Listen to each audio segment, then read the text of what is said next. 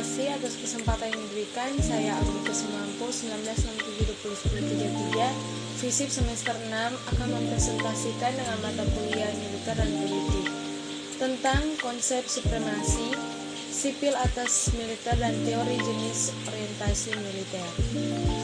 Yang pertama yaitu konsep supremasi sipil atas militer, yaitu kekuasaan sipil atas militer adalah sebuah doktrin dalam hubungan sipil militer dan ilmu kemiliteran serta ilmu politik yang menempatkan tanggung jawab pembuat keputusan tertinggi strategis suatu negara berada pada tangan warga sipil pemimpin politik, bukan pada perwira militer. Logika dasar dalam sistem politik yang demokratis mengasumsikan bahwa kekuasaan terletak di tangan rakyat. Untuk membentuk dan menyelenggarakan pemerintahan, rakyat kemudian memilih wakil-wakilnya melalui pemilihan umum. Sesuai logika, karena wakil atau para politikus yang terpilih ini adalah wakil rakyat yang kemudian duduk di parlemen. Kekuasaan yang berada di tangan rakyat tadi dapat pula diartikan sebagai kekuasaan yang dipegang para politikus yang duduk di parlemen tersebut. Setelah Perang Dunia II, negara-negara fasis dan militeristik seperti Italia, Jepang, dan akhirnya menganut prinsip di atas.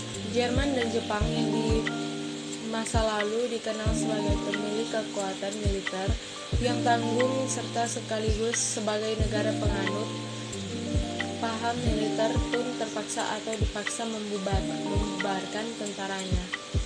Jerman misalnya membentuk kekuatan militer baru yang ikatan historisnya terputus dari tentara lama yang terbiasa mencampuri urusan politik.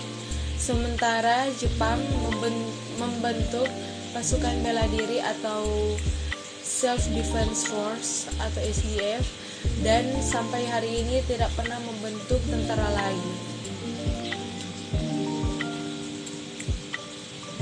Berkat langkah di atas, Jepang dan Jerman berhasil menyejajarkan diri dengan negara-negara demokrasi yang telah maju lebih dulu dan menjadi negara di mana supremasi sipil mengedepan. Kalanya Jerman dan Jepang dalam Perang Dunia II yang kemudian melahirkan citra buruk militer di pentas politik telah melicinkan jalan bagi berakhirnya popularitas dan kekuasaan militer dalam kehidupan politik di negeri itu. Berakhirnya era kekuasaan militer di atas disambut gembira masyarakat di dalam negeri dan dunia internasional. Militer yang merupakan warga negara istimewa karena mempunyai lisensi untuk membunuh serta merupakan institusi yang sah dalam monopoli penggunaan kekerasan, dan hubungan organisasinya diatur dalam pola hierarki atasan sampai bawahan, serta bergerak atas jalur komando dianggap sebagai institusi yang menurut kodratnya tidak demokratis dan memang tidak boleh demokratis. Jika jalur komando dalam mata merantai hierarki serta sikap taat dan patuh dalam disiplin tentara dihilangkan, tentara bahkan tidak lagi akan disebut sebagai tentara. Namun, tidak demokratisnya organisasi tentara tidaklah berarti tentara adalah institusi yang buruk, melainkan organisasi tentara adalah institusi yang tidak cocok untuk berada di pentas kehidupan politik yang demokratis. Namun, sejak zaman Orde Baru, situasi ini mengalami perubahan yang drastis. Berbeda dengan Jerman dan Jepang yang kala perang, tentara Indonesia melakukan semacam klaim historis bahwa mereka memiliki andil atau terutama dalam perang kemerdekaan. Dari sisi militer atau terutama sejak kejayaan di pentas politik Orde Baru, dominasi sipil terhadap militer bukanlah masalah yang dapat diterima begitu saja. Mungkin atas dasar pengalaman bahwa dominasi militer terhadap sipil cenderung memberikan bukti bahwa sipil dipolitisasi,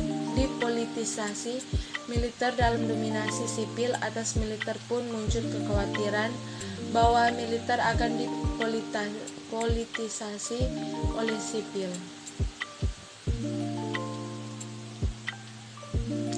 Sebagai solusi dari persoalan mendominasi dan didominasi di atas, kini sipil dan militer tampak berusaha mencapai titik keseimbangan melalui kompromi. Posisi Menteri Pertahanan Menhan yang dijabat sipil dan posisi Panglima atau TNI militer yang sejajar dengan Menhan adalah bukti kompromi ini. Kedua yaitu teori jenis orientasi militer.